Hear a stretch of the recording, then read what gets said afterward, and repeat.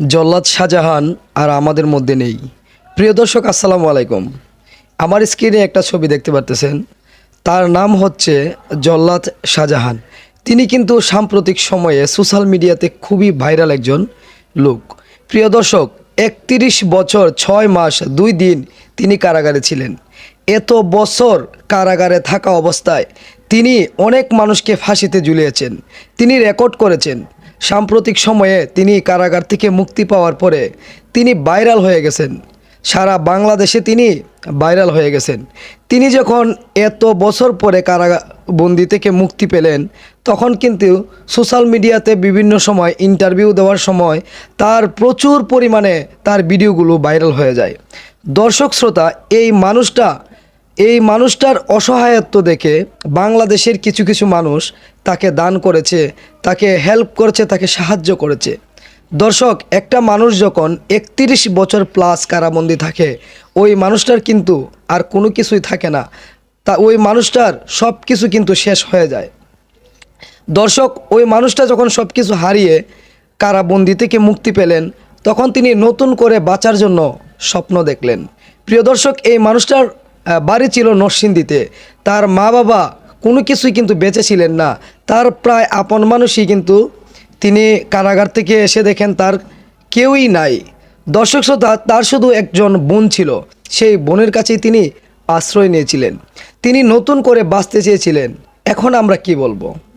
তিনি যখন নতুন করে বাঁচার জন্য স্বপ্ন দেখেছিলেন, তখন আমরা পাবলিকরা মনে করতাম যে এই বুইরা একটা খারাস লোক, কি করে একটা কচি মেয়ের সাথে কচি মেয়ে দেখে বিয়ে করে কচি মেয়েদের সাথে সময় কাটায়।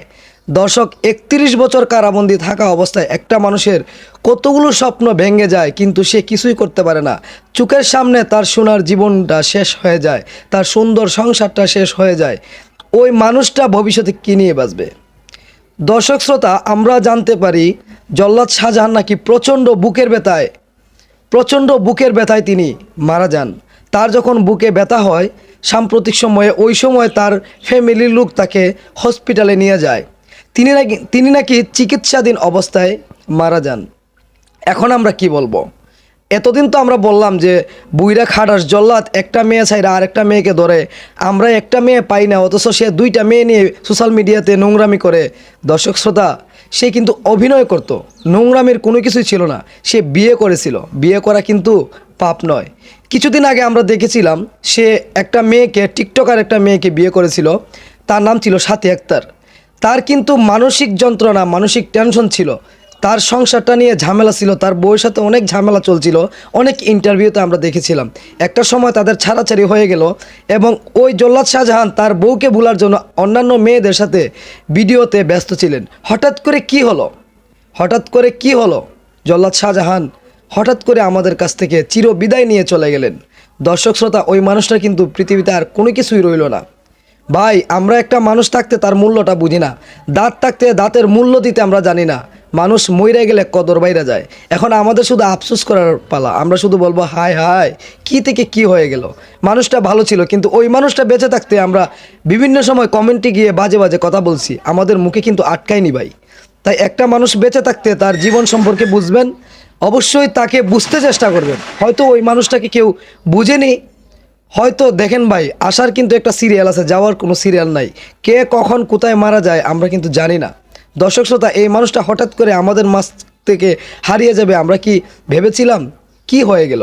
আমরা কিন্তু ভাই অবাক হয়ে গেছি। আসলে নিয়তি কখন কাকে কোথায় নিয়ে যায় আমরা কেউ জানি না। দর্শক শ্রোতা, এই মানুষটার জন্য সবাই দোয়া করবেন। ওই মানুষটা যেন ওপারে ভালো থাকে, কারণ এই পৃথিবীতে এই মানুষটা অনেক দিন, দীর্ঘদিন ৩১ বছর ৬ মাস ২ দিন কারাবন্দী ছিলেন। তারপরে তিনি প্রচণ্ড বুকের ব্যথা নিয়ে এই পৃথিবী ত্যাগ করে চলে গেলেন। দর্শক শ্রোতা, যদি এই ভিডিওটা ভালো লাগে একটা শেয়ার করে দিবেন।